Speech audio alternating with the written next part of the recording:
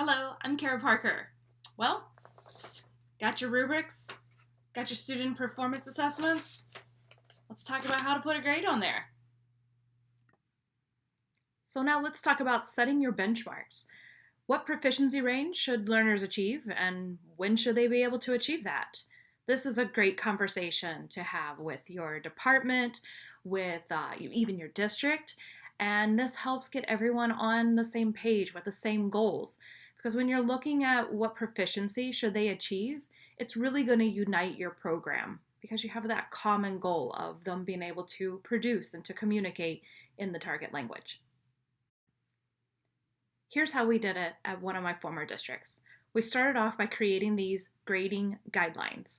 We first looked at levels 1, 2, and 3, and we divided it into what is the proficiency benchmark for first semester, and then second semester, which would be the end of the course. Here you'll see the blue bubbles, and that's representing what range we expected at each level. So for example, level 1, we expected to see novice mid or higher by the end of the first semester. And then it goes up one sub-level for the second semester, and we expected to see novice high or higher. And you'll see we stayed the same for level 2, that bumped it up a little. We found for level 3, we actually wanted to keep it in that same range. And this goes back to think about that ACTFL ice cream cone, that the novice level, you can get through that level pretty quickly, but the intermediate's just a bigger one. It takes more topics, it takes more structures, and we wanted to give them a pace that was appropriate for them without being too fast. And here it is with the grades. The letter grades are now in there. And you'll see basically the B is a meet expectations, where the A is the exceeding. All right, let's start off with the rubric. This was a huge game changer for me. I had this one rubric. I used it in level 1, level 2, level 3, and on. And the great thing is once they became familiar with it, they could start to do their own self-assessment. So they didn't have to wait for me to return their papers. They could look at it, they could self-assess, and they also knew how they could start growing so they could achieve the next step. Think about it. If you have a traditional standard test or quiz, and there are 10 questions, and you get all 10 correct, how do you get better from that? There's not really a way to improve, where with the proficiency rubric, you can look at it and say, okay, I'm novice high, how do I get to the next level? Okay, I'm here, now how do I get up here? So there was always this constant knowing where they were at and how they could improve next time. And for me, this was such a savior whenever I had to talk to parents about their grades. That conversation of, well, why is my child getting a B? This was very easy to explain. They're getting a B because they are performing at this proficiency level. For them to get an A, they need to get up to the next sub-level or whatever it might be. So this was really one of my favorite changes about proficiency. It's just the one rubric for all. I also got to this point. If I couldn't grade with the proficiency rubric, should I even grade it at all? And I got to the point that no, I didn't need to grade everything, which then gave me more free time to do other more exciting things in class and more time for planning and maybe time to just go get a cup of coffee. All right, and now on to the assessment. You'll notice our assessments have 3 parts. We have the proficiency line at the top, a scenario, planning section. We do this so we can remind them how well they need to do what and what they might want to include on the assessments.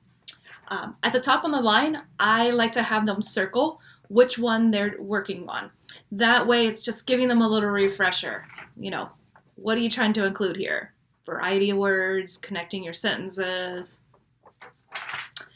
The scenario, we make them as real life as possible just to get them in that situation and giving them a task to complete. That way they know what they need to do in order to be done.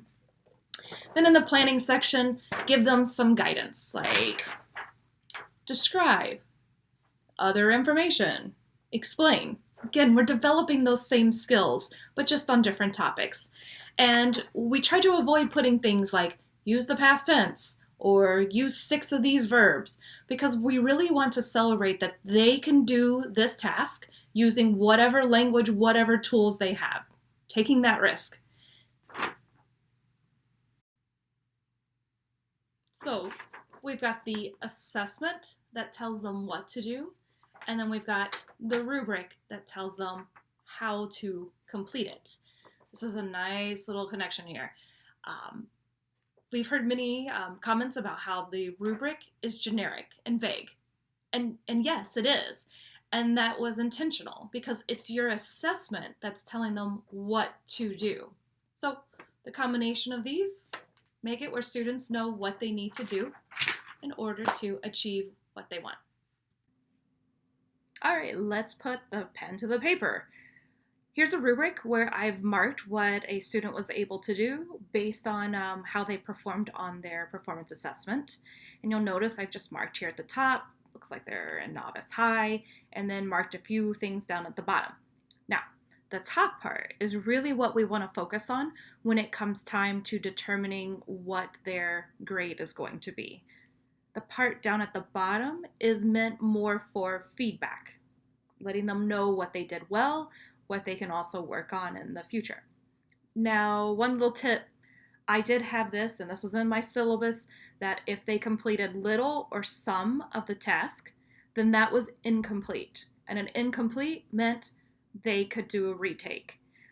I'll talk about this in another PD, but letting them have that option to retake whenever it's incomplete is really going to save you from trying to figure out, like, well, what do they get if they only did 20% of it? In my book, you had to do it all. And if not, retake. Check out our videos on giving feedback if you want to know more about what you can write on here to help them improve.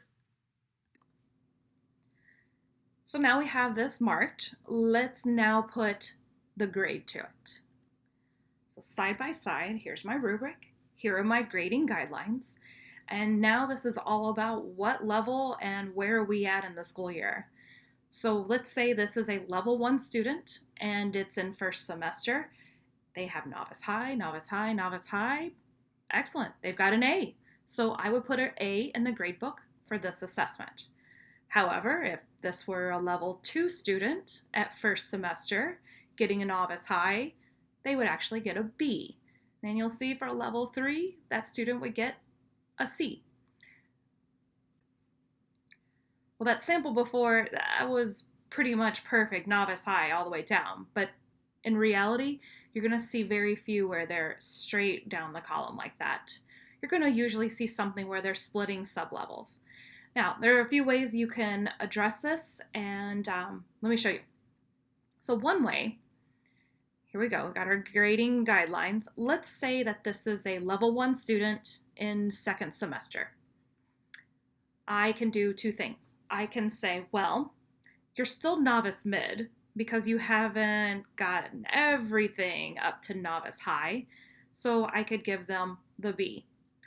Or what I found I could also do, and now be ready, there are a lot of numbers there, but I could also give them like this in-between credit. So I created this chart and put the percentages. Obviously, you change the percentages to what you want. But I put these percentages that awarded them like the in-between. So again, level 1 student, second semester, they are in between novice mid and novice high, so that is a B minus, 80%. Again, adjust this chart, do what you want, but I found these are 2 different ways you can address when they're splitting the level. One more thing to consider is your time. How much time do you spend grading? What are you grading?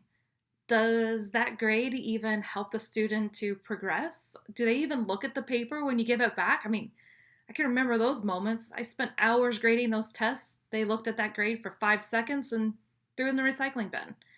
So I found that really the answer to this is less is better. Spending the time grading really was taking away from my time to plan and to include those experiences and to collaborate with others. I also found that I could still hold them accountable by having that one end of unit summative assessment grade that really mattered. Now, along the way, they were definitely getting feedback and looking at that and self-evaluating, but in the end, it really less is more. Well, I hope that better explains how you can assign a grade to a proficiency rubric. There are many ways to do this. This isn't the only way, but it's definitely a way that worked for me when I was in the classroom. If you have any questions or comments, feel free to leave those below or send us an email. Have a great day. Happy grading!